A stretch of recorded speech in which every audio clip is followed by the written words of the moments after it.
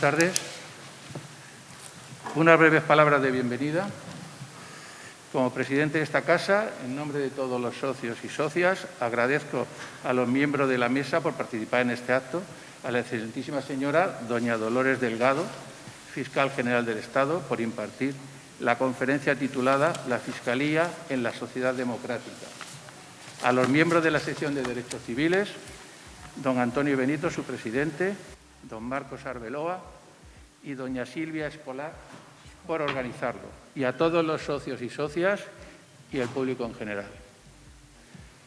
Esta casa es el marco idóneo para esta conferencia, porque para los ateneístas una justicia independiente es uno de los pilares de nuestra democracia y un elemento fundamental es la Fiscalía General, que promueve la acción de la justicia en defensa de la legalidad de los derechos de los ciudadanos y el interés público tutelado por la ley, conforme a los principios de legalidad, imparcialidad, unidad de acción y dependencia jerárquica.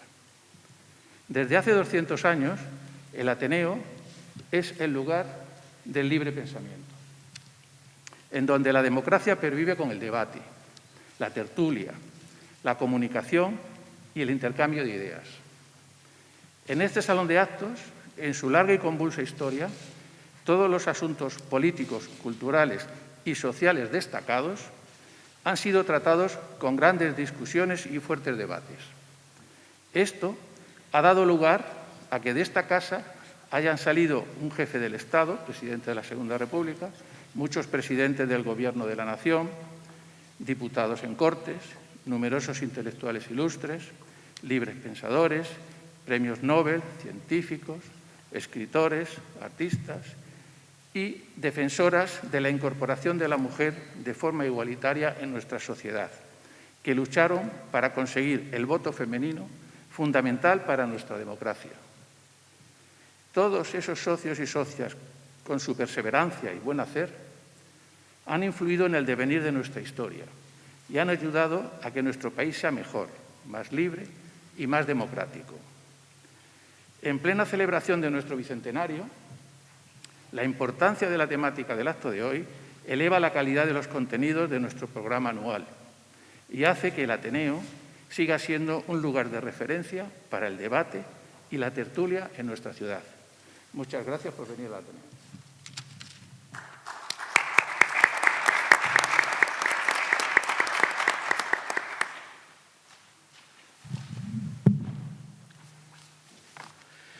Buenas tardes. Como presidente de la sección de Derechos Civiles no puedo sino dar las gracias a las socias y socios que hoy nos acompañan en este acto, a las personalidades presentes, a los miembros de Junta de Gobierno, a mis compañeras y compañeros de la sección de Derechos Civiles, a los compañeros del Colegio César Carlos que nos acompañan, a los medios de comunicación y al público en general, que es el que hace grande esta casa. También no puedo sino tener un recuerdo por Pilar Altamira, expresidenta de esta sección y que falleció hace escasos meses y que estaría orgullosísima de este acto que hoy celebramos.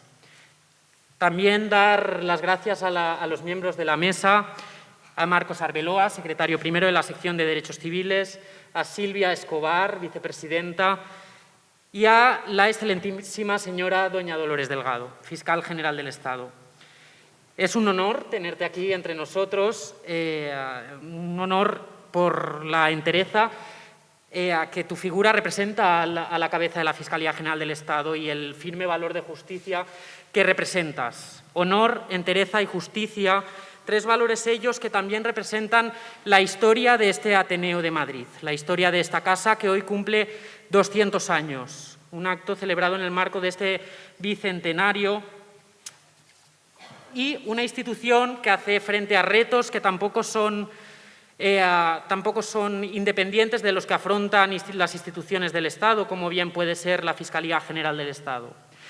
Retos y perspectivas de unas instituciones que se enfrentan a los mismos retos de la sociedad que acompaña, la liquidez en que se adentra no solo en el propio concepto de justicia o en el concepto de verdad en las instituciones, cómo la Fiscalía ha hecho frente en la adaptación de las estructuras administrativas a la crisis causada por el COVID, o cuestiones más colaterales, pero que de no menos importancia, como su papel en el impulso de principios como la igualdad de género en el ordenamiento jurídico.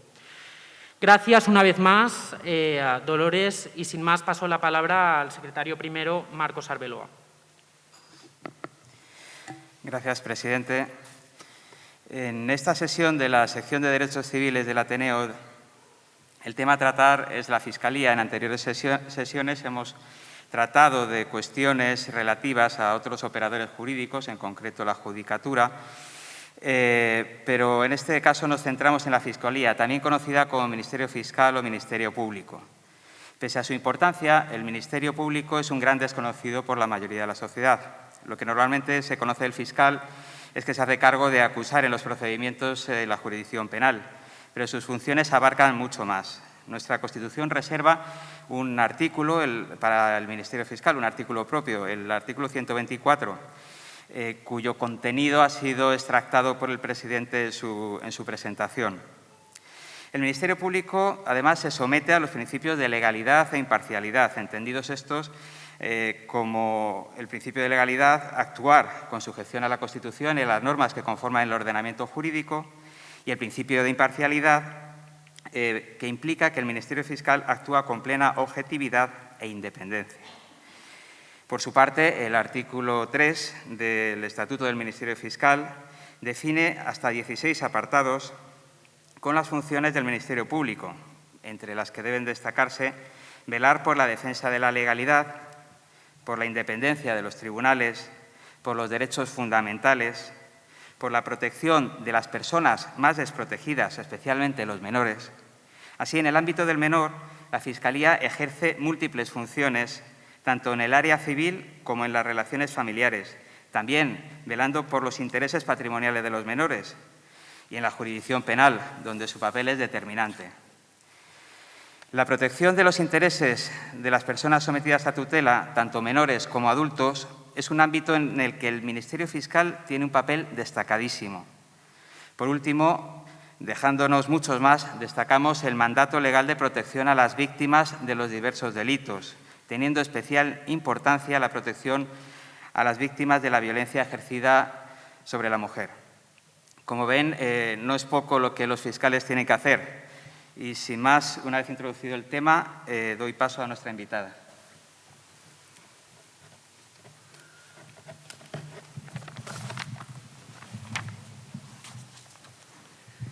Muchísimas gracias.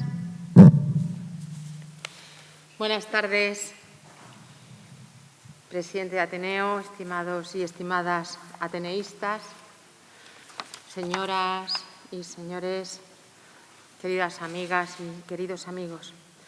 Bueno, lo que quiero es agradecer, querida Silvia, esta invitación para participar en esta prestigiosa e insigne institución en los actos conmemorativos de su bicentenario.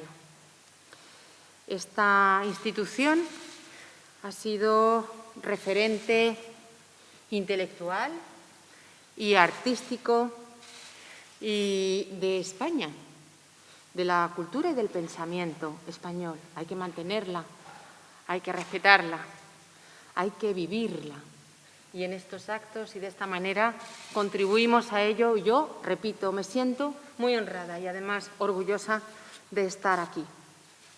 Traigo una ponencia, el Ministerio Fiscal en la sociedad democrática. Marcos ha hecho esa introducción acertadísima, porque quiero reflexionar en voz alta con todas y con todos vosotros qué es el Ministerio Fiscal. ¿Cómo puede responder el Ministerio Fiscal a una sociedad ya en pleno siglo XXI? Un Ministerio Fiscal que se debe a la defensa de los derechos fundamentales, de los principios y valores democráticos, porque estos son el pilar y fundamento de nuestra sociedad, también de nuestro Estado democrático. Estoy mirando a los miembros del Colegio César Carlos, que son opositores, que están en ese camino que uno sabe cómo empieza y que seguramente acabará en buen puerto. Así que mucha suerte y mucho ánimo. Os decía, y decía Marcos también, que la institución del Ministerio Fiscal es una institución muy desconocida para la ciudadanía. Casi la vinculamos exclusivamente con el derecho penal o con la acción penal o con la acusación, que no es malo, por otro lado. No hay que tampoco avergonzarse de ello, ni tampoco tenemos que sentirnos o dar excusas por ello. No, es defensa de la sociedad y precisamente de la legalidad y de los valores democráticos. Pero debemos avanzar en ese conocimiento. Desde que tomé posesión como fiscal general del Estado, lo he dicho una y mil veces. Necesitamos que esta sea una institución conocida por la ciudadanía, apreciada por la ciudadanía, apreciada no solamente porque la componen magníficos profesionales, sino también y sobre todo porque hace cosas muy buenas por y para la sociedad. Así que hay que ser transparente y estamos para eso, para contar lo que somos. Lo que somos en cuanto a presente, lo que fuimos, que conforma este presente, pero sobre todo lo que el Ministerio Fiscal puede llegar a ser de futuro. Me vais a permitir una breve referencia, una breve reseña histórica para entender dónde estamos y cuál ha sido una evolución bastante reciente. Sin irme a unos orígenes muy remotos, me voy a centrar en el siglo codificador, porque es a lo largo del siglo XIX que, influenciado por los principios de la Ilustración, se comienza a conformar lo que es el cuerpo del Ministerio Fiscal español. Las reformas de 1834 y 1835 crearon a mis antecesores, que fueron los promotores fiscales. Y decían dos cosas muy importantes y que después ha ido recogiendo la tradición constitucional. La sumisión a la ley, que después se traduce en lo que es el principio de legalidad, y la imparcialidad, que es ese principio de independencia y neutralidad de este poder que ejercemos los fiscales.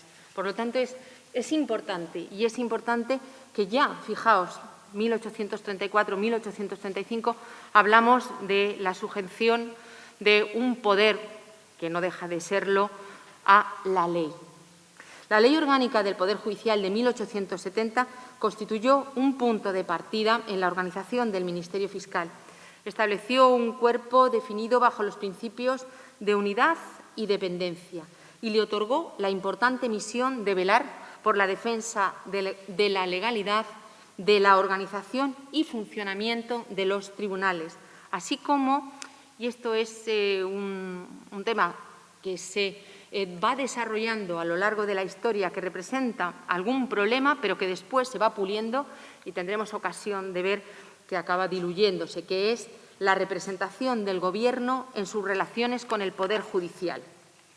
De esta manera se seguía un poco el modelo francés, porque era lo que tocaba en aquella época, y se vinculaba de alguna manera al fiscal, a esos promotores fiscales, con el Gobierno y el Poder Ejecutivo. La acusación pública tiene una importante función una vez que se implanta o se inicia el camino de la implantación del principio acusatorio. En la exposición de motivos de nuestra actual Ley de Enjuiciamiento Criminal de 1882, el ministro de Gracia y Justicia, Manuel Alonso Martínez, decía lo siguiente: al fiscal se le encomienda la misión de promover la averiguación de los delitos y el castigo de los culpables, sin dejar de defender al inculpado inocente. Este es un principio básico que debemos de tener siempre presente y especialmente los fiscales. Y al tiempo decía lo siguiente: algún día el legislador, echándose en brazos de la lógica, llegará hasta la implantación definitiva y absoluta del principio acusatorio. Bueno, pues a ver si llegamos, que es un poco a lo que aspiramos los fiscales y estoy segura que también la ciudadanía. El Estatuto del Ministerio Fiscal, aprobado por Real Decreto del 21 de junio del 26, es quien realmente, o es el texto que realmente funda la carrera fiscal como independiente y separada de la carrera judicial, aunque mantiene esos vínculos con la carrera judicial. Algunos hablan de primos hermanos y otros decimos que somos hermanos, y otros decimos que somos primos y otros que nos llevamos bien. Pero en esa serie de matizaciones hay una gran vinculación con la carrera judicial. El artículo 1 de este Estatuto del 26 otorgaba como misión fundamental al Ministerio Fiscal velar por la observancia de las leyes y demás disposiciones referentes a la organización de los juzgados y tribunales, promover la acción de la justicia en cuanto concierne al interés público y representar al Gobierno en sus relaciones con el poder, procurando siempre, imparcialmente, el mantenimiento del orden jurídico y la satisfacción del interés social. Con la Constitución de la Segunda República, la Constitución del 31, se da por primera vez, superándose ese estatuto, una regulación constitucional a la figura del Ministerio Fiscal. Se recoge en su artículo 104 y dice lo siguiente: el Ministerio Fiscal velará por el exacto cumplimiento de las leyes y por el interés social. Constituirá un solo cuerpo y tendrá las mismas garantías de independencia que la Administración de Justicia. La Constitución republicana elimina un elemento fundamental, que es la naturaleza de órgano de representación del Gobierno, de la Fiscalía, del Ministerio Fiscal, y solamente le atribuye la defensa de la legalidad y del interés social. Se concibe un Ministerio Fiscal independiente, absolutamente independiente. Pero bueno, esto sabéis que tiene el tiempo que tiene y perdura lo que perdura. Y a lo largo de los años de vigencia de esta Constitución del 31, de la Constitución republicana, a través de las memorias, que es un documento de la Fiscalía, es un documento que se elabora cada año sobre la actividad de la Fiscalía, y es un documento que enriquece desde una perspectiva social, jurídica, desde una perspectiva profesional también, enriquece lo que es el Ministerio Fiscal. Vamos haciendo estas memorias y es un documento histórico muy importante. La memoria de 1931 afirmaba lo siguiente: la necesidad de una acción enérgica, tenaz y vigilante que despierte y fortalezca el espíritu de la ciudadanía en el que han de asentarse definitivamente las instituciones democráticas. Impartiendo desde la Constitución y desde esta memoria instrucciones para que, a través de la actuación del Ministerio Fiscal, dice, el derecho de cada uno pueda coexistir con el derecho de los demás.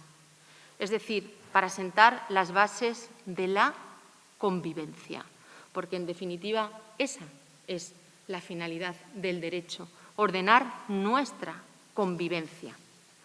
Algunas de las circulares que se publicaron durante el periodo que hacen referencia al fiscal como garante de derechos y libertades son, por ejemplo, la circular de libertad de prensa, que incidía en el derecho que toda persona tiene a emitir libremente sus ideas y opiniones, valiéndose de cualquier medio de difusión sin sujetarse a la censura previa. Y también en relación a la ley del divorcio. Todo esto eran órdenes e instrucciones que se daban a los fiscales para que en su actuación las conformasen de esa manera.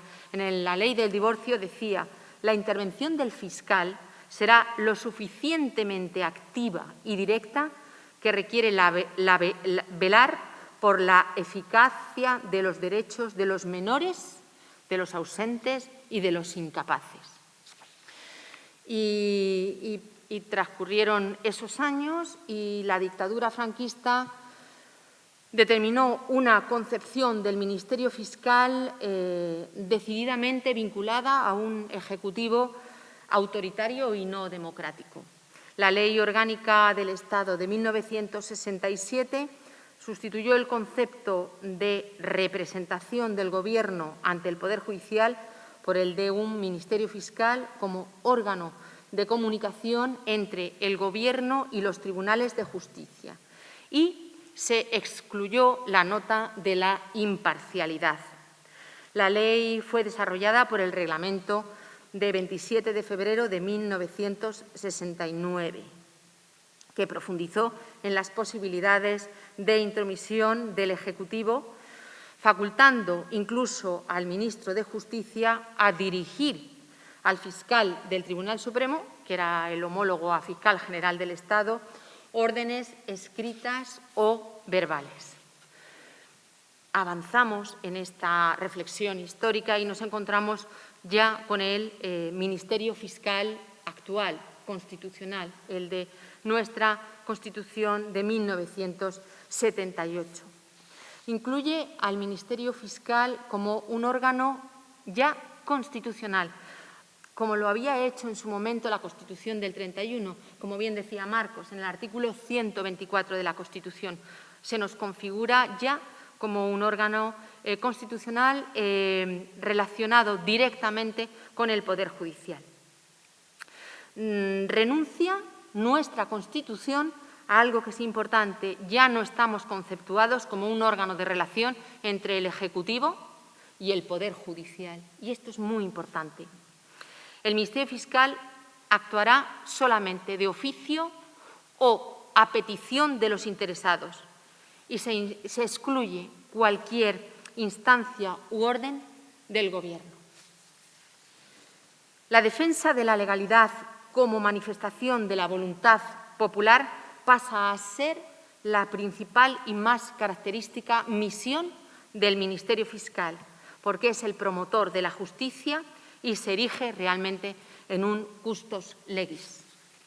La Constitución del 78 atribuye también al Ministerio Fiscal la defensa de los derechos de los ciudadanos en un sentido orgánico y pleno, lo que supone una expansión de las facultades del Ministerio Fiscal, de los fiscales. El fiscal va a estar activamente presente en todos los ámbitos y procedimientos en los que afectan y están comprometidos los derechos fundamentales y las libertades públicas, para asegurar y garantizar su efectiva protección.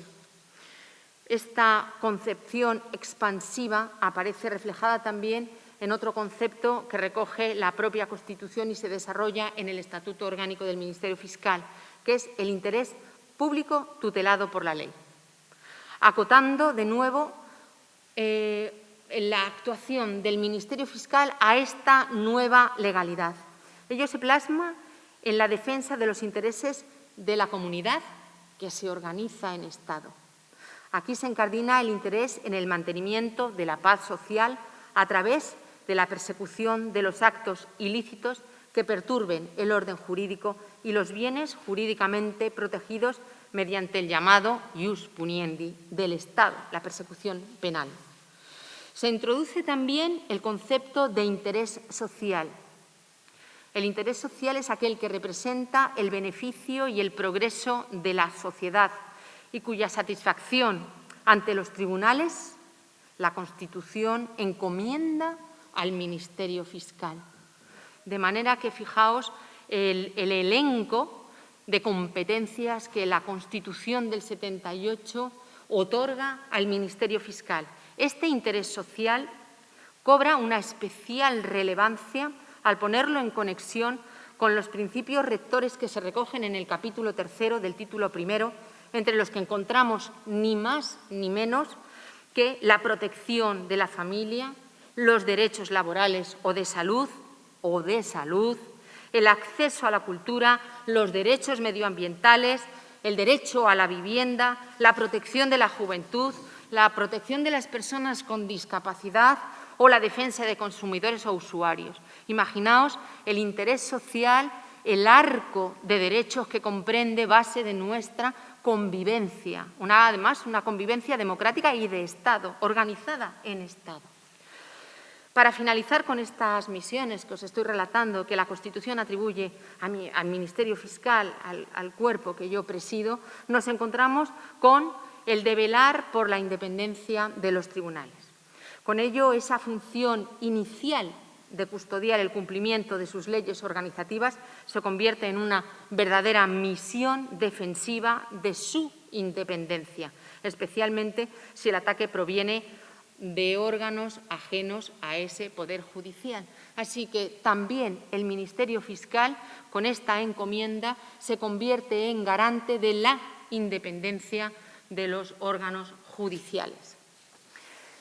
El apartado segundo del artículo 124 apuesta por una autonomía orgánica del Ministerio Fiscal, al declarar que el ejercicio de sus funciones se realiza por medio de órganos propios y proclama como sus principios rectores el de unidad de actuación y dependencia jerárquica, siempre sujetos al principio de legalidad e imparcialidad.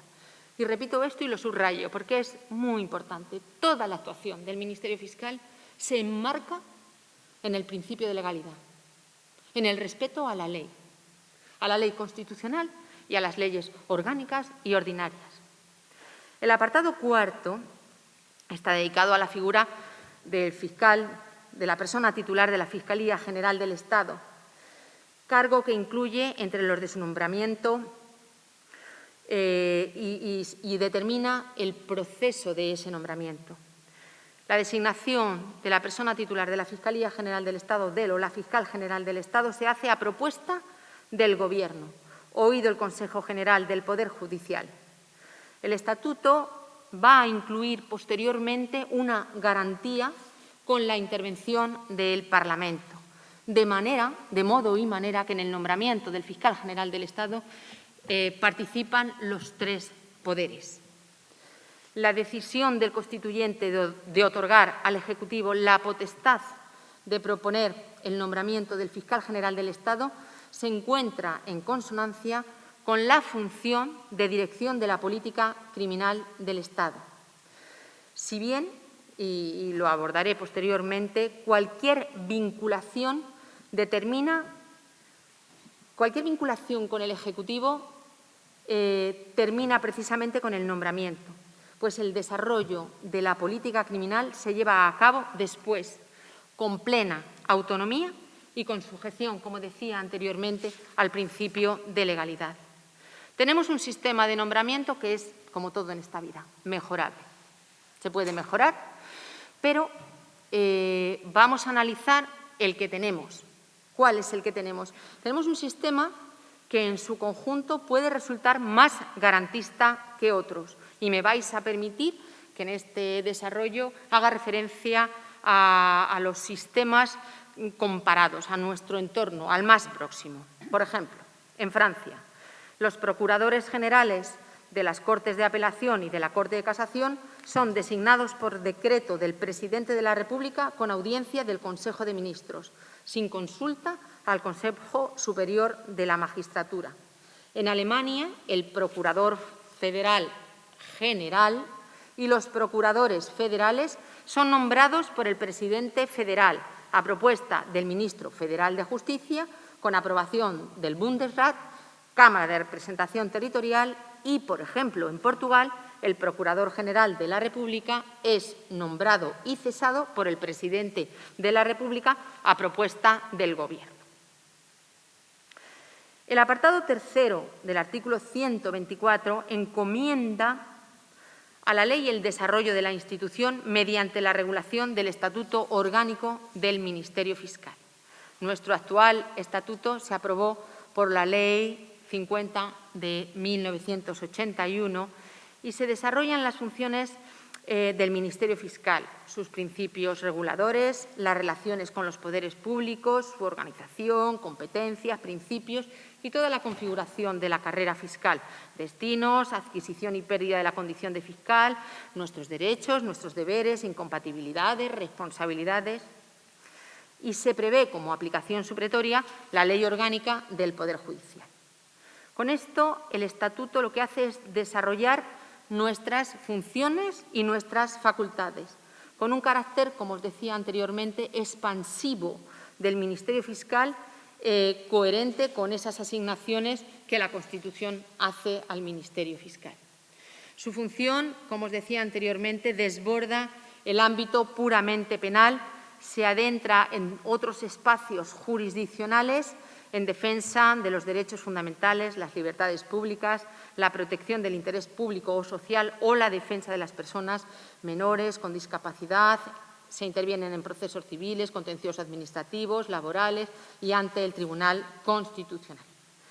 En el año 2007 hay una reforma muy importante del Estatuto Orgánico del Ministerio Fiscal que profundiza nuevamente en ese camino de la autonomía y la independencia con determinados matices del propio Estatuto del Ministerio Fiscal.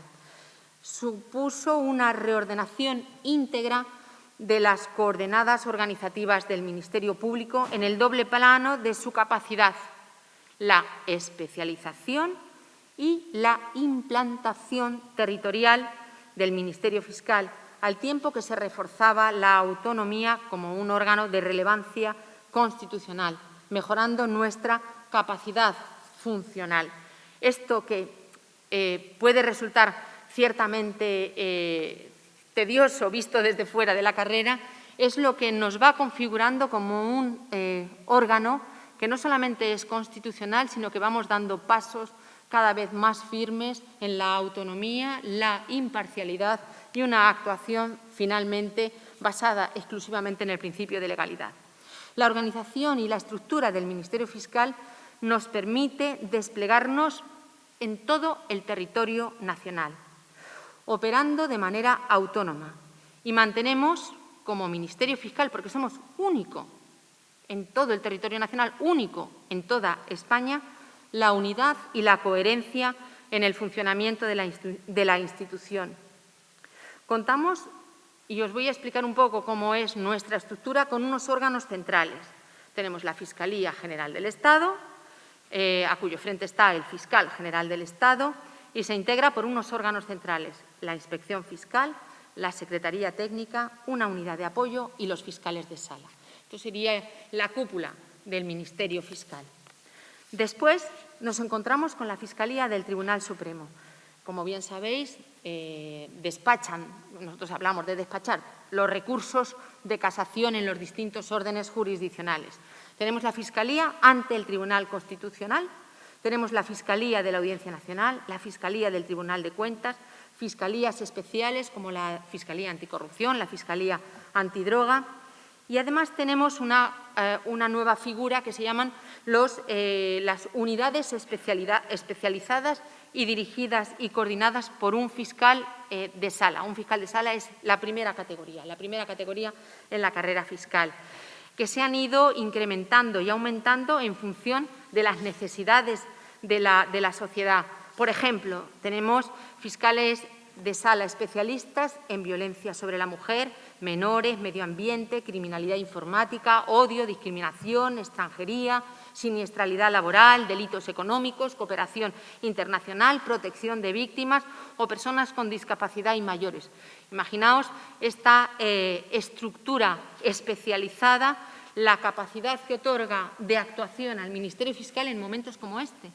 En momentos de la pandemia hemos podido organizar, no solamente por especialización en relación a las personas mayores o con discapacidad, por ejemplo, en las residencias, sino también porque tenemos ese otro brazo del que ahora os voy a hablar, que es la estructura territorial del Ministerio Fiscal.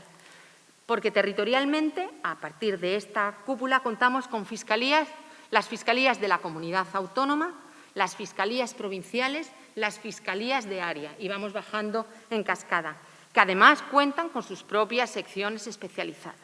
De manera que la Fiscalía tiene una estructura piramidal, pero al tiempo horizontal y transversal. Llegamos, repito, a cualquier parte del territorio nacional con una especialidad, no solamente porque atendemos órganos jurisdiccionales territoriales, sino porque a través de las especialidades llegamos hasta el último rincón de España. Esta compleja organización nos da una herramienta que yo creo que todavía no la hemos explotado lo suficiente. Tenemos una profunda capilaridad que nos permite tener un contacto directo con la ciudadanía, conocer cuáles son las problemáticas en todas partes, en la España vaciada y en la España llena, en las grandes ciudades y en las pequeñas poblaciones. Sabemos cuáles son las necesidades de todos los ciudadanos, de aquellos que viven, que puedan vivir muy lejos, por ejemplo, de la capital, de Madrid. Por eso, las fiscalías territoriales quiero siempre ponerlas en valor, porque representan la savia del Ministerio Fiscal. Allí van las promociones más modernas, más jóvenes, los compañeros y compañeras que aprueban una oposición y se van a un espacio que podría estar perdido y no está perdido porque está toda una estructura de la Fiscalía detrás. Y esos compañeros y compañeras cuentan con el apoyo de toda la carrera, con el apoyo de los órganos centrales, con el apoyo de los fiscales de casación, con el apoyo de los fiscales ante el Constitucional, con el apoyo de los fiscales para violencia contra la mujer. No podéis imaginar cómo llegamos a ser una estructura, una red de fiscales para apoyarnos unos con otros y finalmente hacer el mejor servicio público. Esto funciona porque tenemos dos principios también, que es el de dependencia jerárquica, que os lo voy a explicar porque esto no es un ordeno y mando. La dependencia jerárquica no es yo digo lo que hay que hacer, como fiscal general del Estado, y los demás obedecen. No. La dependencia jerárquica que se consagra en la Constitución es la herramienta con la que podemos garantizar otro de nuestros principios esenciales, que es la unidad de actuación. Y su finalidad es precisamente garantizar la seguridad jurídica y la igualdad de la ley y ante la ley de todos.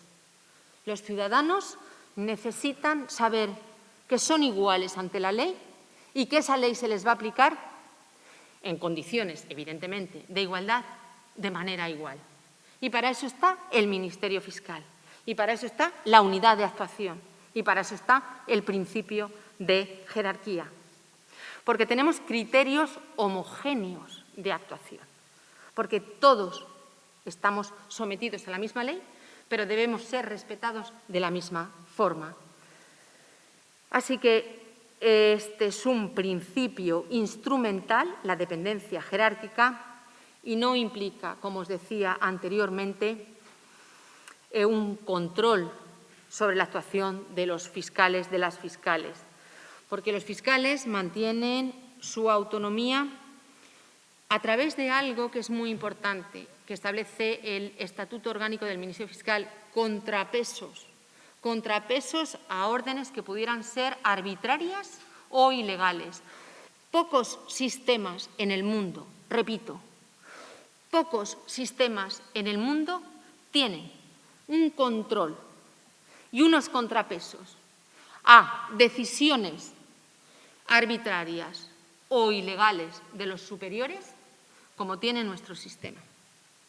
Tenemos un buen sistema y eso es una garantía también para la ciudadanía. No tenemos solamente el principio de legalidad, sino además tenemos sistemas que permiten que un fiscal que ha recibido una orden o una instrucción entiende que es ilegítima, ilegal, improcedente, puede decirlo.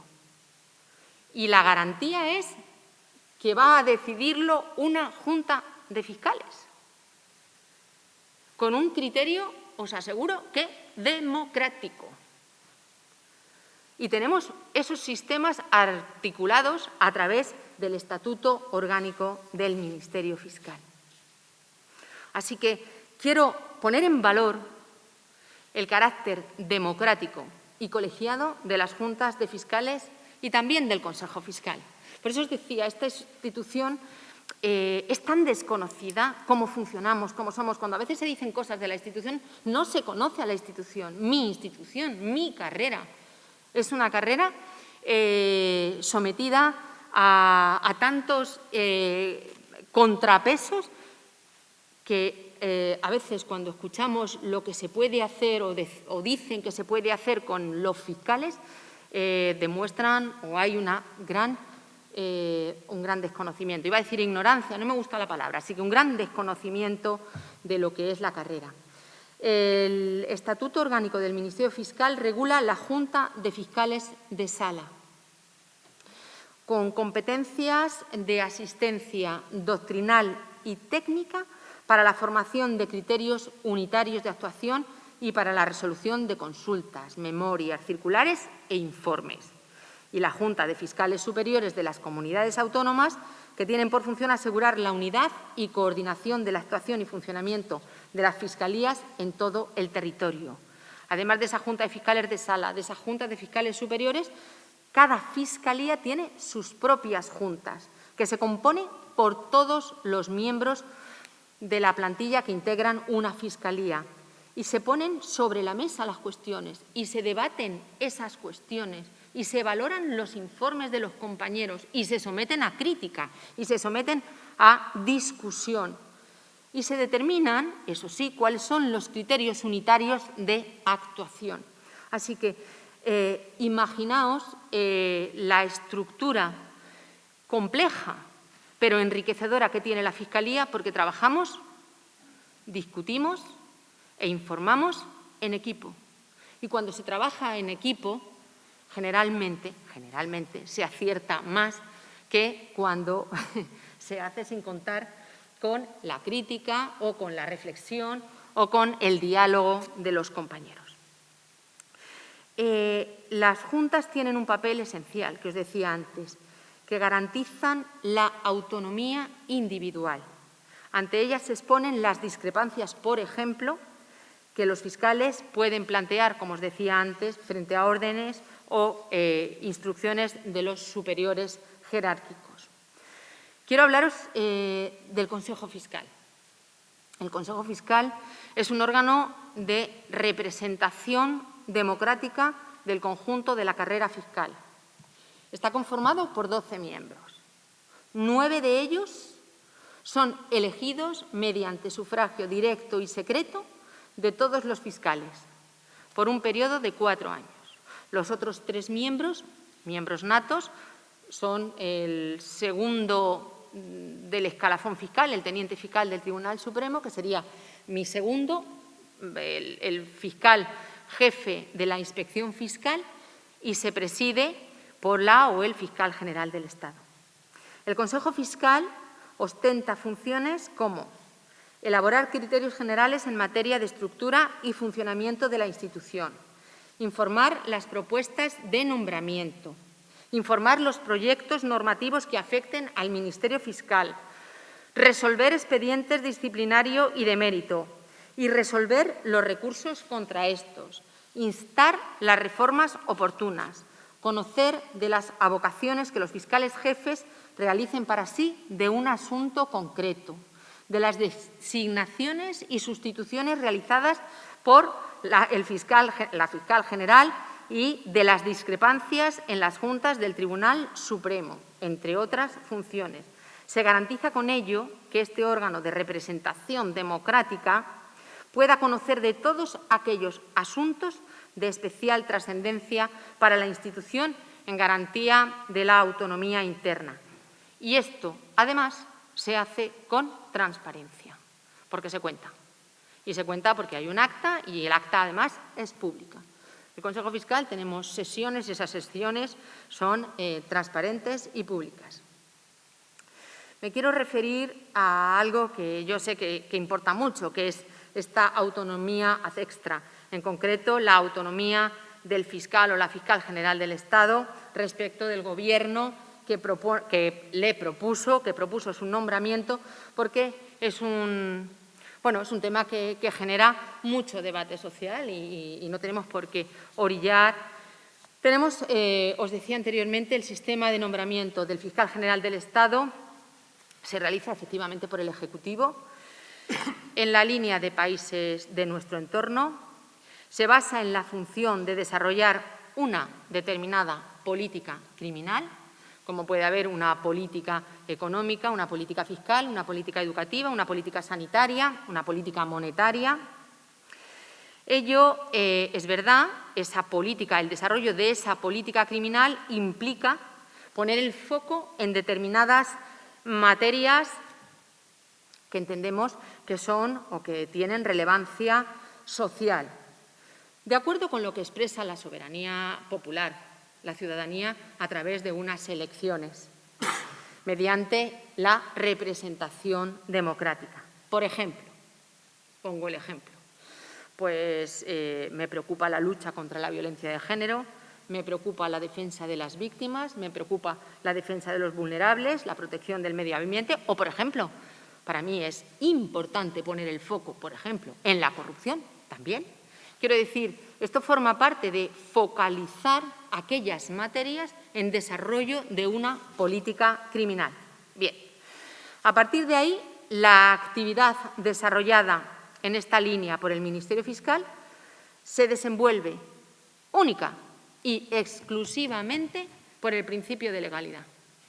Una cosa es poner el foco en unas materias que consideramos de relevancia para la ciudadanía en un periodo, en un momento concreto, y después el desarrollo de la función del Ministerio Fiscal se adapta a la legalidad, al principio de legalidad. Para asegurar esta autonomía, el Estatuto nos otorga herramientas nuevamente de control y contrapeso. ¿Por qué? Porque las relaciones y comunicaciones de la Fiscalía General con el Gobierno de la Nación, con el Gobierno de las comunidades autónomas, con el Parlamento Central y con las asambleas de las comunidades autónomas, viene establecida taxativamente en el Estatuto Orgánico del Ministerio Fiscal. Se veta cualquier tipo de orden o instrucción por parte del Ejecutivo u otros poderes públicos. El Gobierno únicamente puede solicitar, literalmente dice interesar, no puede ordenar del fiscal general del Estado que promueva actuaciones para la defensa del interés público, para la defensa del interés público, no para la defensa de intereses particulares. La viabilidad o procedencia de esta solicitud se resuelve, ojo, previa audiencia de la Junta de Fiscales de Sala, que también será oída siempre que se dicten órdenes o instrucciones referidas a asuntos que afecten directamente a cualquier miembro del Gobierno. La reforma del año 2007, que os decía que era del Estatuto Orgánico del Ministerio Fiscal, que fue una reforma muy contundente, que hizo o que lideró Cándido Conde Pumpido, dio un impulso muy importante a la autonomía del fiscal general del Estado, porque modificó algo que es importante, que es el cese. Hasta ese momento, y me vais a permitir que os cuente una anécdota, se decía que el tiempo de mandato de un fiscal general del Estado se prorrogaba de semana a semana, exactamente terminado Consejo de Ministros hasta el siguiente Consejo de Ministros, porque a veces se había destituido a los fiscales generales con el motorista que salía con la orden de cese de un Consejo de Ministros. Por tanto, se decía, se prorroga de semana en semana. Bueno, con esta reforma lo que se hace es, se establecen causas tasadas para que el fiscal general del Estado pueda ser cesado.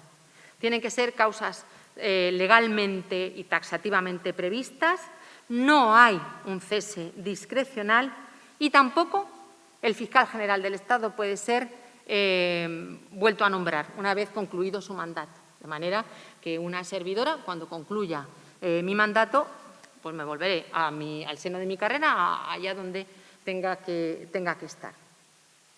Y ello es muy importante, porque evita suspicacias en cuanto a la actuación del fiscal general, que, bueno, que pudiera querer hacer méritos para un nuevo mandato, porque hay gente que este cargo le puede gustar más o menos, pero si le gusta mucho, pues, en fin, o no contentar a aquellos que le tengan que volver a nombrar o tenga miedo a que le cesen. De modo y manera que el Estatuto, con esta reforma del 7, se convierte en un garante de esa autonomía.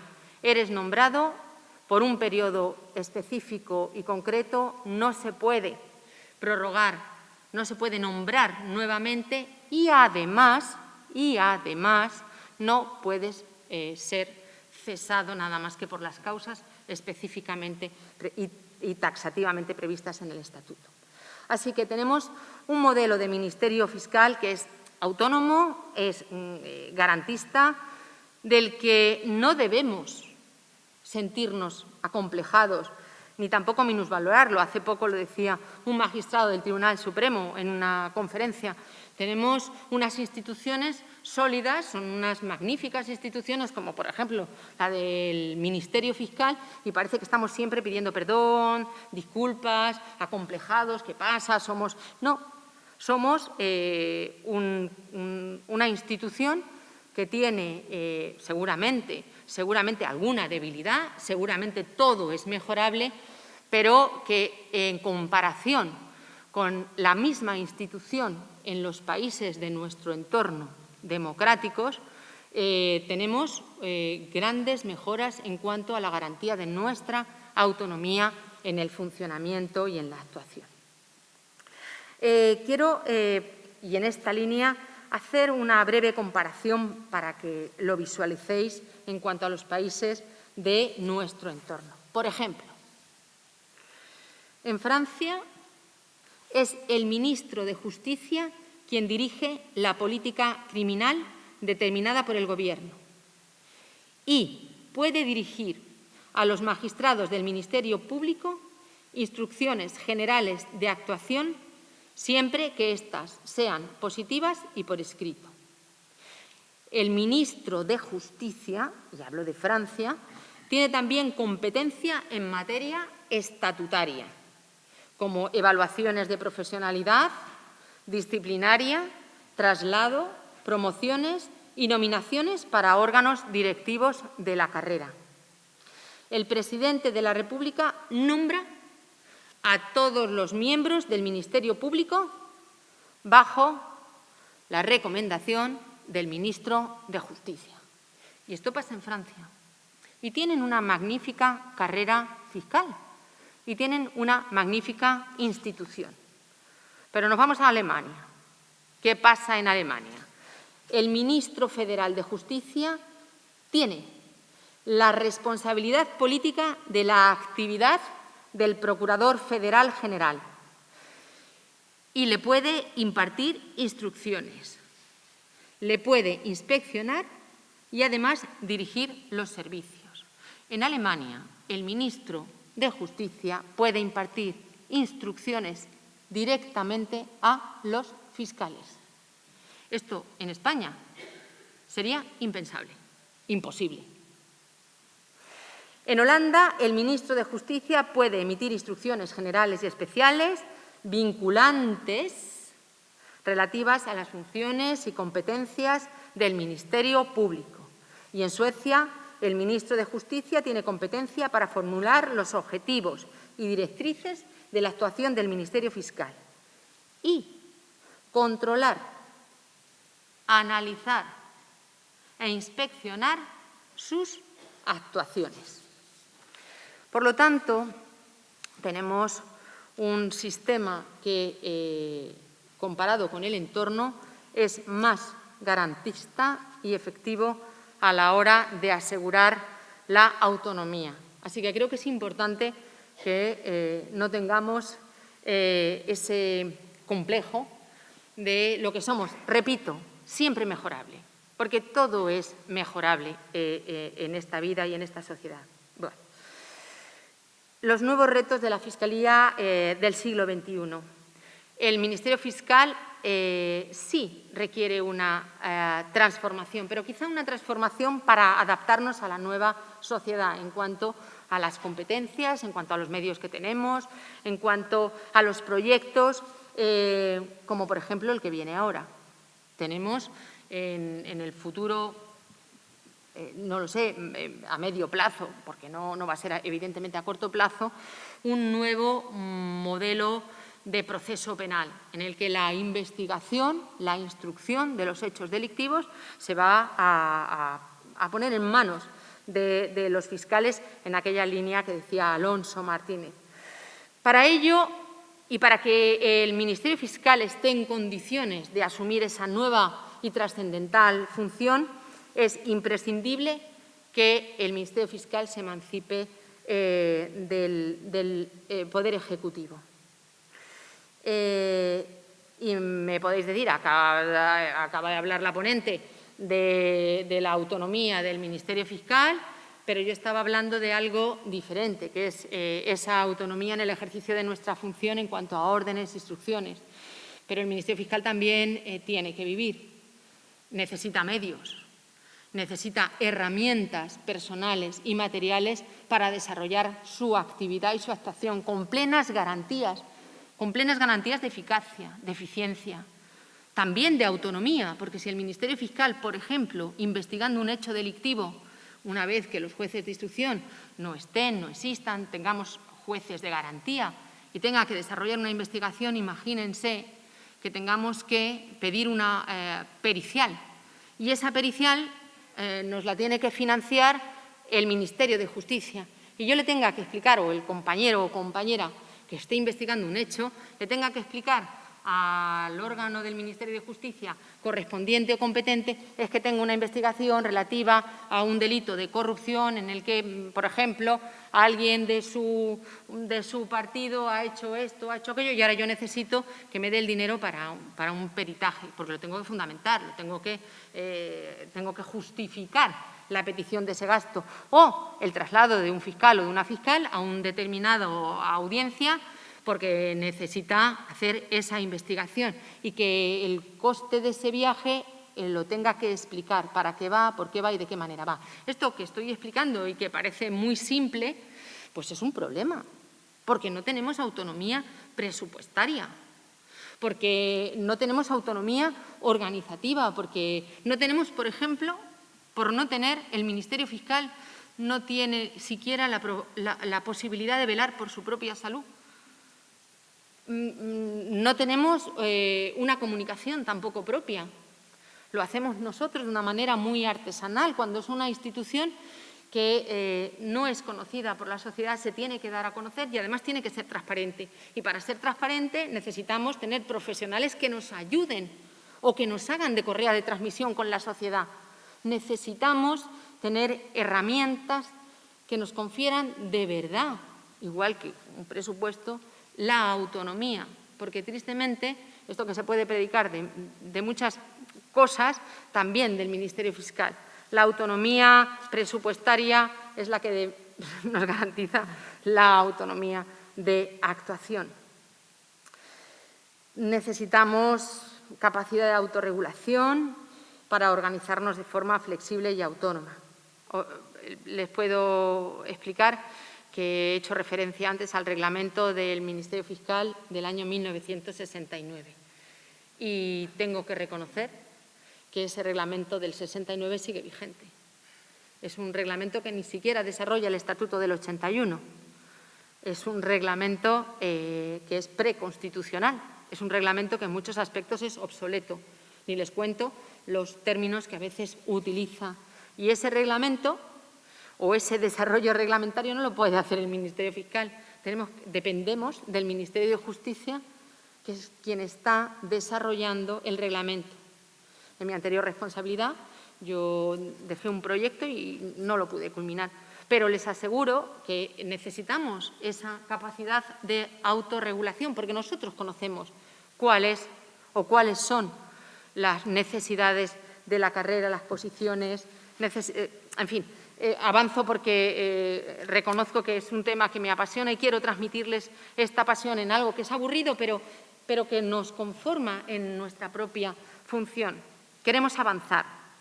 Queremos disponer, como les decía, de las herramientas que nos permitan ser un ministerio fiscal moderno, autónomo, independiente, formado por profesionales cualificados y especializados.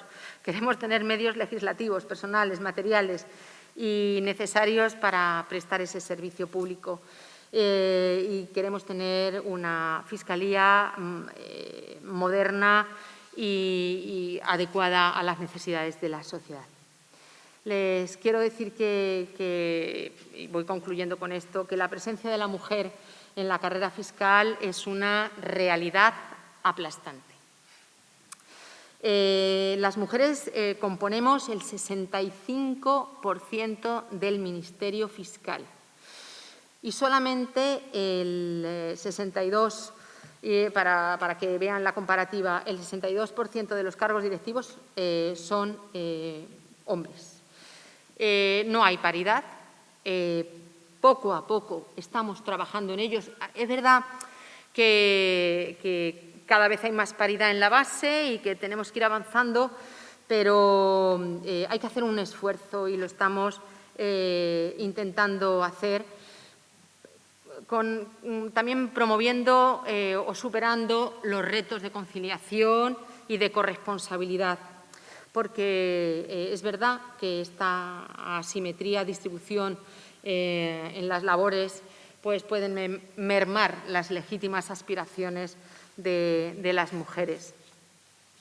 Queremos fomentar esa potencialidad que tenemos en el seno de la institución. Tenemos profesionales vocacionales, tenemos profesionales empáticos, sensibles y tenemos ahora mismo un desafío por delante. Así que, como decía Carneluti, el proceso penal es el reino del Ministerio Fiscal. El ejercicio del ius puniendi del Estado, la averiguación y persecución del delito y de sus autores es, desde luego, nuestro trabajo predominante, es nuestro ámbito de actuación, pero no solo es este el ámbito, no solo es la persecución penal. Tenemos una actuación expansiva en la tutela de los derechos y de las libertades y queremos que este sea también y siga siéndolo el futuro de nuestra institución.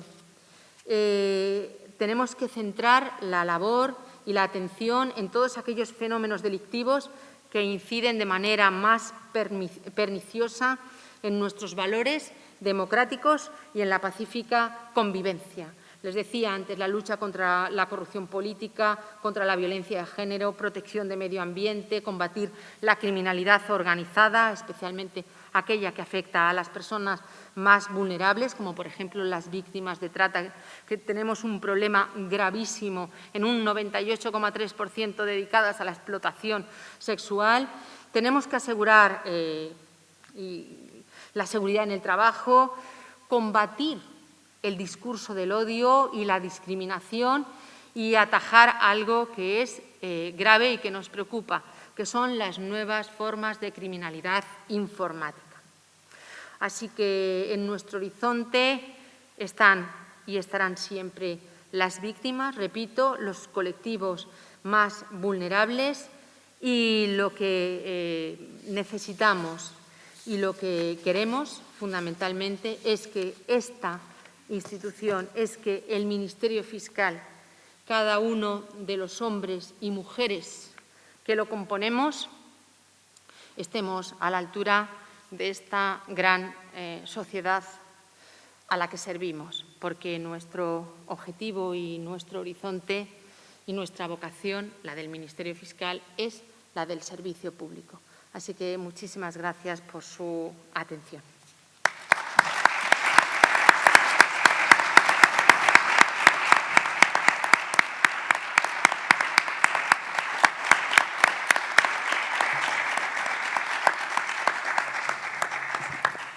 Muchísimas gracias, querida fiscal general, querida Dolores, por tu exposición apasionada, efectivamente, brillante, completa, clara, que hace que sea un poco menos desconocido ese Ministerio Fiscal democrático, autónomo, colegiado, etcétera, pero con tantas carencias presupuestarias y tan pocos medios como en el fondo tú has transmitido.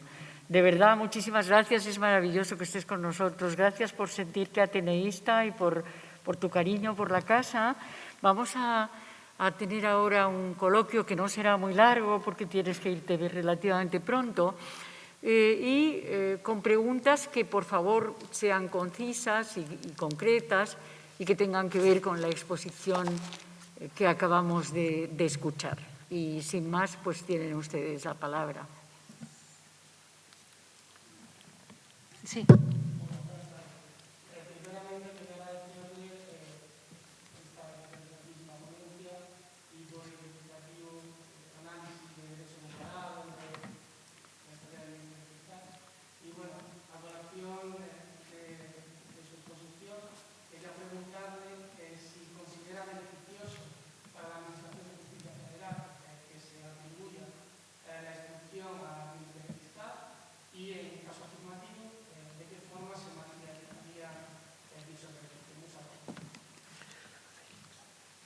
Muchas gracias. Me están soplando, que eres Félix, así que gracias, Félix.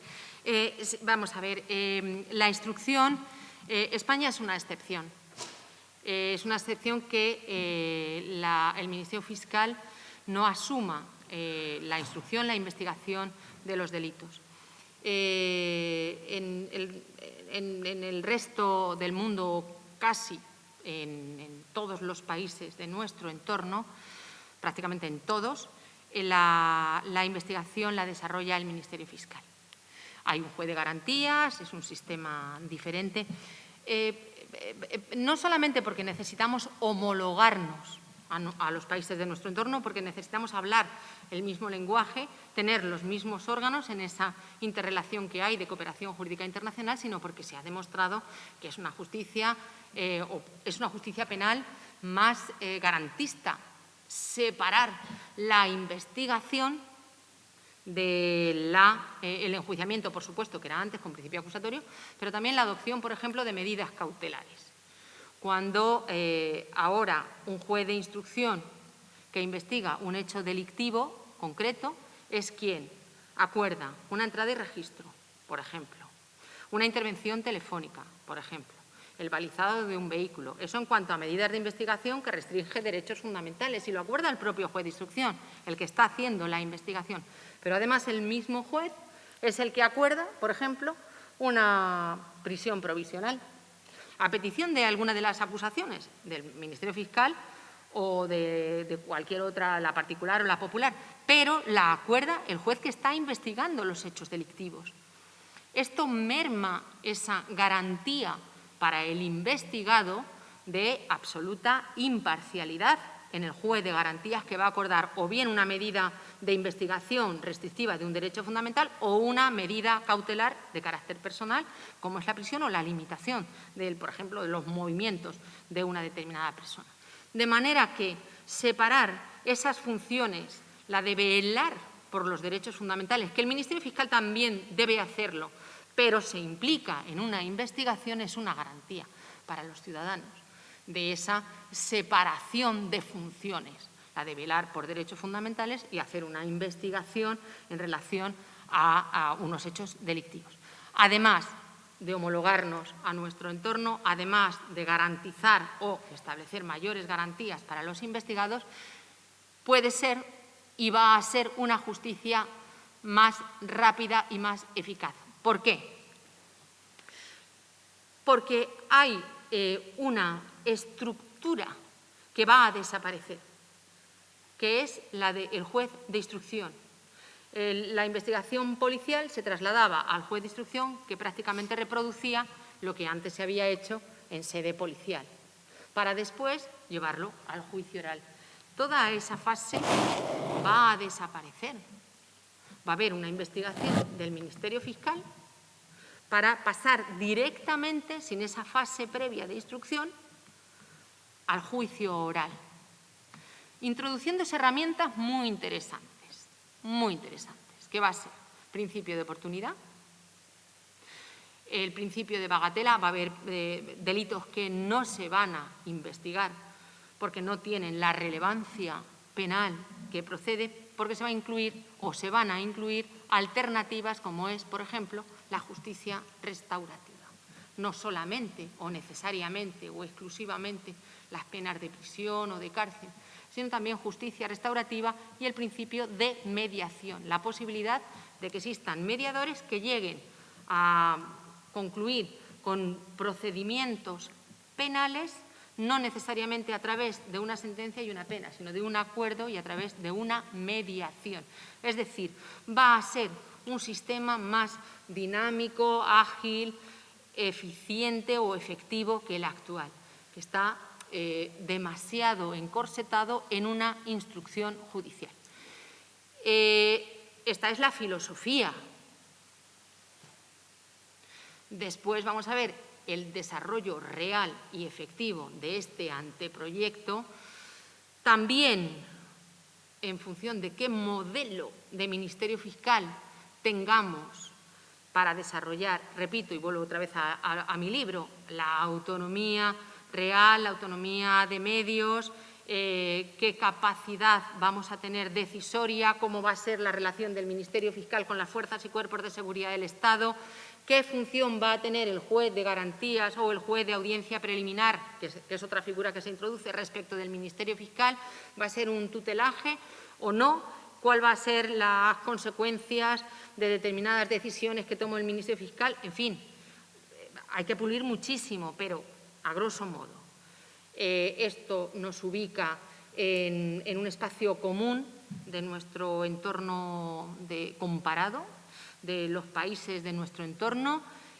A veces, y yo puedo dar fe de ello como fiscal antiterrorista, en materia yihadista, me he movido en materia de cooperación internacional por muchos sitios y explicar, te aseguro, explicar cuál era la figura del juez de instrucción de España me costaba muchísimo porque no se entendía ahí fuera. Era como un poco esquizofrénico, pero vamos a ver, alguien que mete en la cárcel y que además investiga y que pues, estará interesado en encontrar cosas de culpabilidad. Yo decía, bueno, sí, pero tenemos el sopesar el equilibrio de lo favorable y lo adverso. Bien, sí. ¿Y el fiscal entonces qué papel juega? Puedes emitir órdenes, por ejemplo, de detención, puedes emitir órdenes de investigación, tienes naturaleza de autoridad judicial en cooperación jurídica internacional. Es una situación un tanto extraña y ajena a este entorno. Así que creo que se van a garantizar más los derechos de la ciudadanía, de los investigados y de los no investigados, pero se va a garantizar más los derechos de la ciudadanía, va a ser más ágil, más rápida, más eficaz. Nos vamos a homologar al espacio de nuestro entorno, de los países de nuestro entorno, desde luego, pero vamos a tener que ser muy rigurosos en esa regulación, en las funciones del Ministerio Fiscal, en las funciones de cada uno de los actores y muy rigurosos con el modelo de Ministerio Fiscal que queramos, del que queramos dotarnos, porque no somos nosotros. Es una garantía de la ciudadanía. Conferir al Ministerio Fiscal de una autonomía de actuación, herramientas presupuestarias, al final garantizas que nuestra función es más autónoma, más independiente, en fin, creo que sí, que va a ser buena la instrucción del Ministerio Fiscal, está dentro de la lógica actual, lo otro es una excepción, pero tenemos que hacerlo bien, Bien, hay 3 palabras pedidas, primero Marcos Arbeloa, luego Miguel Calvo y después aquel señor. Perdón. Primero sí, Marcos Arbeloa. Sí.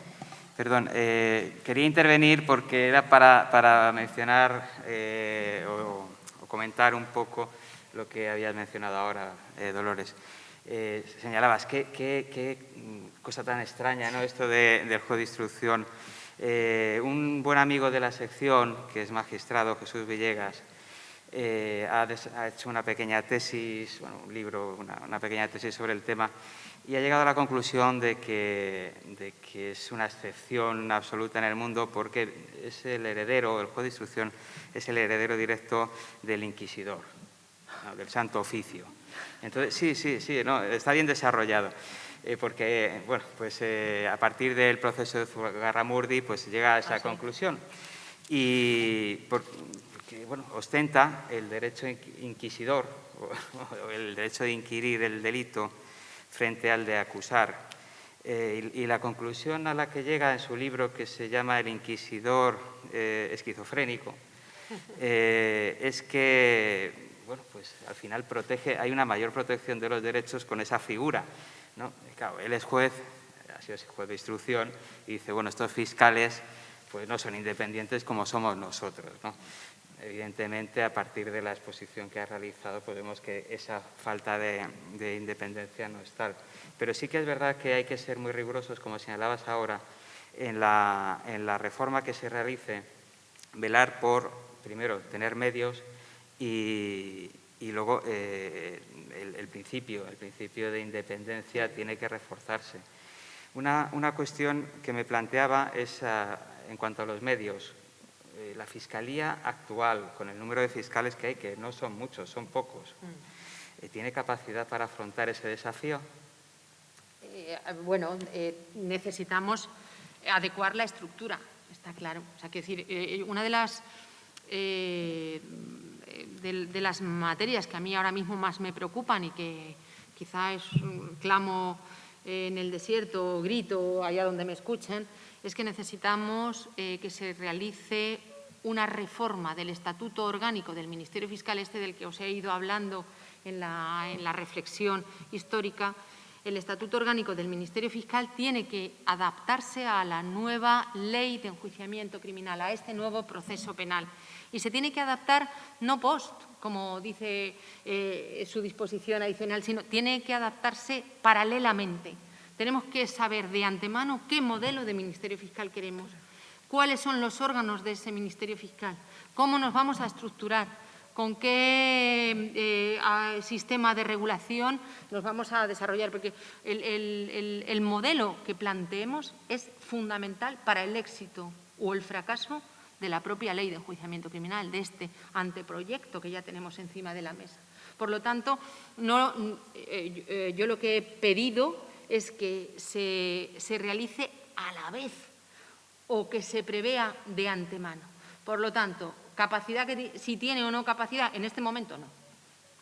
Así de claro. En este momento el Ministerio Fiscal no tiene esa capacidad, no tenemos ni capacidad presupuestaria ni capacidad organizativa para asumir con eficacia y eficiencia este reto. Ahora, no por la preparación de los fiscales. Y me voy a explicar, quizá me voy a extender un poquito, pero en relación a lo que estaba diciendo anteriormente. La Fiscalía, que tenemos esa estructura piramidal, pero a la vez es horizontal y además muy transversal, tenemos fiscales especialistas y tenemos fiscales en el territorio. Los fiscales especialistas son fiscales expertos en determinadas materias y comparten esos conocimientos de especialidad con los compañeros. Los fiscales especialistas, las fiscalías especiales, por ejemplo, y los delegados de esas fiscalías especiales y los fiscales, las unidades especializadas, investigan ya, dan instrucciones a la policía ya, determinan y coordinan investigaciones ya. Por lo tanto, la metodología la tenemos, el sistema lo tenemos, la capacidad y la preparación profesional la tenemos y, si me apuráis, y ya lo digo porque es mi carrera, la excelencia la tenemos. Bien, vale. Ahora, ¿qué nos falta? Nos faltan los medios para poder desarrollar adecuadamente esto en todo el territorio nacional, en toda España. No tenemos los medios, no tenemos la organización, no tenemos la capacidad de autorregulación, no tenemos capacidad presupuestaria, no tenemos muchas cosas. Y esas cosas las necesitamos. ¿Son difíciles? No, sería mucho más difícil preparar a un fiscal que no tuviera preparación.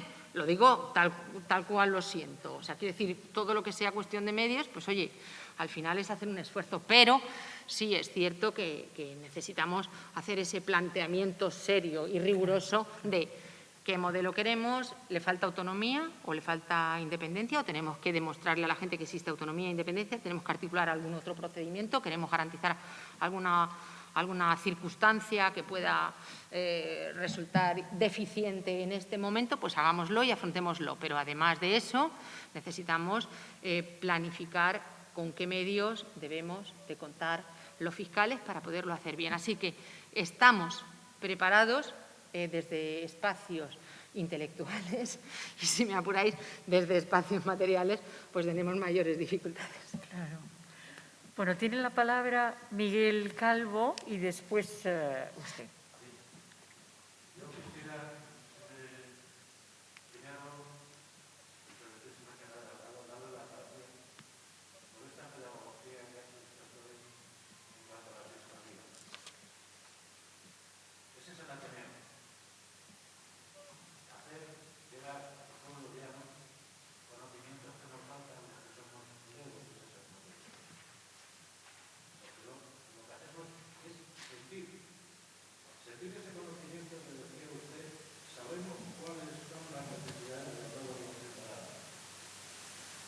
Si es así, permítame que le haga una pregunta del pueblo llano. ¿Han tenido ustedes conocimiento de los miles de muertos de las personas mayores? Igual que son ustedes, digamos, de alguna manera, defensores del menor. ¿Quién defiende al mayor? Si se ha transferido a las autonomías, y más concretamente a la de Madrid, hemos tenido 9.000 fallecidos en las residencias de mayores. Entonces, a mí me gustaría saber, cómo es el pueblo llano, qué va a hacer la Fiscalía, va a actuar el juicio, nos va a dar respuesta a la ciudadanía de por qué han muerto nuestros mayores, en lo que yo me incluyo, porque ya estoy humanísticamente en eso que llamamos la tercera edad, y que necesitamos cada vez ser más protegidos. Muchas gracias, y vuelvo a repetir esta pedagogía que también hizo otra querida amiga como usted en esta casa, con la tristemente fallecida Esther Arizmendi, presidenta del Consejo de Transparencia del buen gobierno de España. Gracias por el tono que usted ha tomado. Muchísimas gracias, Miguel. Y además, esa pregunta me emociona y me explico. En mi anterior responsabilidad tuve el honor y la suerte de que se me aceptó la creación de una plaza de primera categoría, que era fiscal de sala especialista, para coordinar y dirigir una unidad llamada Defensa de las Personas con Discapacidad y Personas Mayores. Esa plaza se creó el 28 de abril del año 19 y esa plaza he tenido el honor también de nombrar a una compañera para el desarrollo de la plaza. Es lo que decía antes, la especialización en aquellas materias que nos resultan fundamentales y esenciales, como es esta, para que los compañeros y las compañeras reciban de ese fiscal o esa fiscal coordinadora las experiencias, investigaciones, la jurisprudencia, los escritos de calificación, los informes, todo aquello que enriquece el trabajo para mejorar la vida, en definitiva, de la ciudadanía. Eso de una parte. Así que tenemos, sí, hay una persona que protege a ese colectivo vulnerable. Una persona con todo un equipo que, a su vez, baja y desciende hacia toda nuestra estructura territorial. Así que tenemos. Bien. La segunda parte por la que me emociona decir esto.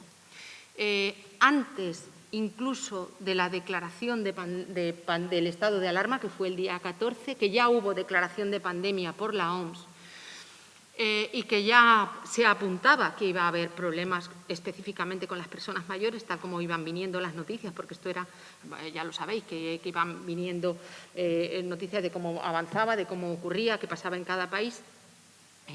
El que entonces era jefe de la sección civil de la Fiscalía del Tribunal Supremo, que actualmente está jubilado, el excelentísimo señor don José María Paz Rubio, hablé con él y dijimos, tenemos que dar instrucciones desde la central, desde el Tribunal Supremo, la sección civil, a los fiscales territoriales para una especial atención, cuidado y seguimiento de las residencias de personas mayores. Bien es cierto que luego fuimos avanzando, ya vino el confinamiento, teníamos muchas dificultades, pero hicimos varias cosas con esta llamada de atención que canalizamos a través de los fiscales superiores, nuevamente en función de esta estructura que tenemos y de esa unidad de actuación y de ese principio de jerarquía que en este caso servía para dar instrucciones para que la gente, los fiscales y las fiscales, los compañeros, activasen o se activasen en el territorio.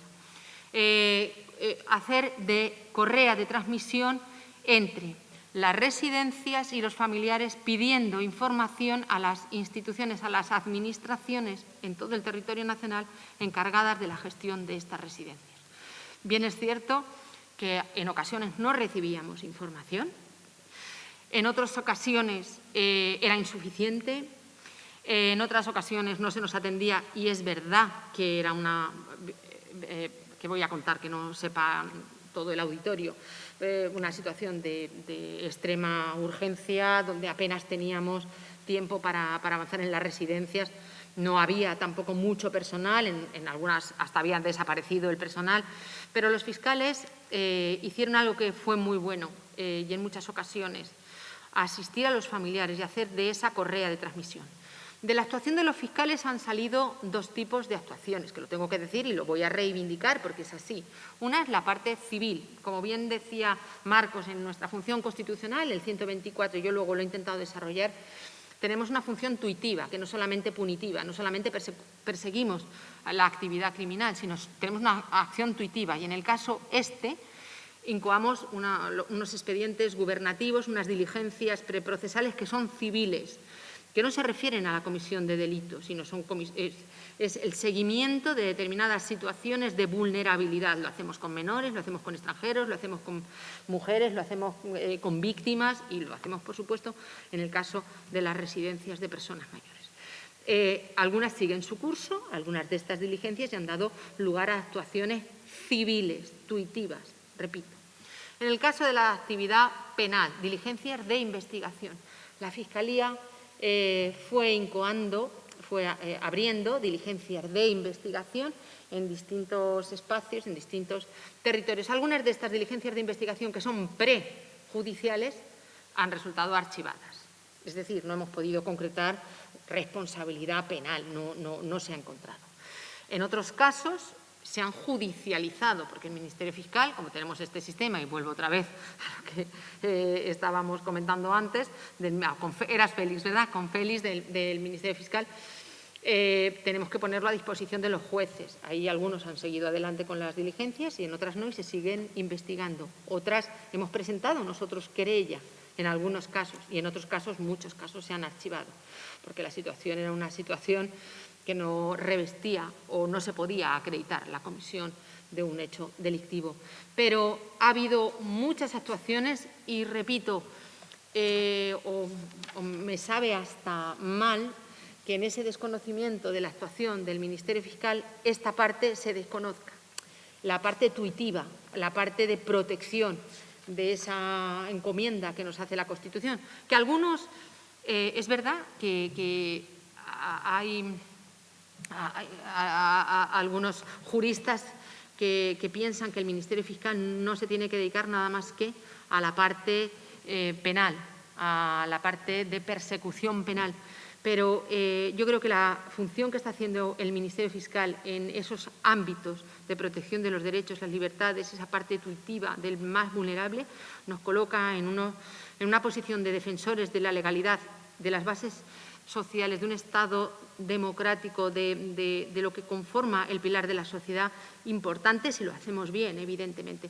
Pero bueno, tenemos una figura que es una fiscal coordinadora de la unidad de personas con discapacidad y personas mayores, que ya está en pleno funcionamiento. Tenemos diligencias civiles, tenemos diligencias penales y tenemos muchísima ilusión en esta materia. Así que, bueno. Muchas gracias. Tiene la palabra ese señor. Forza Tardes de Ateneo. Magnífico. Tengo una pregunta, que no se me olvide.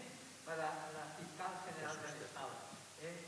Indudablemente, gracias por el retrato, la sinopsis que nos ha dado de lo que tenía que ser un ministerio, como en Francia le llaman a ello Ministerio Público. ¿Y por dónde? Bien, la pregunta. Bueno, sobre todo agradecer a la providencia que me ha dado más de 80 años, que no se me olvida la pregunta, que son muchos años de Ateneo para acá. Bien, hace muy poquitos años, aquí hubo un tete-a-tete de dos personas. Era doña Margarita Robles y don Rafael Catalá. Ustedes recordarán, ¿no? Y estuvo un tete-a-tete ahí, muy bien. Y claro, a colación salieron algunos temas, pero todos muy prudentes los dos. Y yo saqué a relucir, que va para usted, fiscal general del Estado, ¿cuándo nos va a devolver, ya que usted decide eso que tenía que ser un ministerio que nos ha abierto los ojos, ¿cuándo va a devolver a España al Tribunal Internacional de la Haya, a la justicia internacional de la que nos borró Gallardón, Catalá y todo? Bueno, a la sazón estaba el escándalo de Carlos Díaz, que todos recordamos, bueno, nadie se acuerda. Bueno, había unos escándalos tremendos. Y estaba el tema de Garzón, y yo les dije, les espeté, si le pasa algo a Garzón, no se sabrá nunca quién ha sido. Si ETA, si estos, y los otros, y la droga, no se sabrá nunca si la política. Bien, entonces, doña Margarita, muy prudente, ella, pues, allanó el pelo y pidió un pase pero Catalá, pues... Perdón, hay que ser conciso y breve. Pasó en un parole, y no dijo nada. Entonces yo le pregunto, ¿para cuándo esa gran pregunta de volver a España a una cosa tan seria, porque un españolito, una españolita, por ahí, por aquellos mares, lo que le pase no es cosa de España, por lo visto. La Justicia Penal Internacional es el Tribunal de la Haya. Bueno, ¿Eso qué va a ser? ¿Tendrá que ser? Usted lo ha dicho muy bien. Sí. Un ministerio fiscal. Bien. Bueno, pues muchas gracias. Hay dos cosas. Una es la justicia penal internacional y otra cosa es la jurisdicción universal. La jurisdicción universal que teníamos en nuestra ley orgánica del 85 era absoluta, después se fue modificando a lo largo de los años, que es la posibilidad que tienen los tribunales españoles de conocer en hechos delictivos cometidos en el extranjero por extranjeros. Ese sería en cualquier lugar del mundo, esa sería la jurisdicción universal absoluta.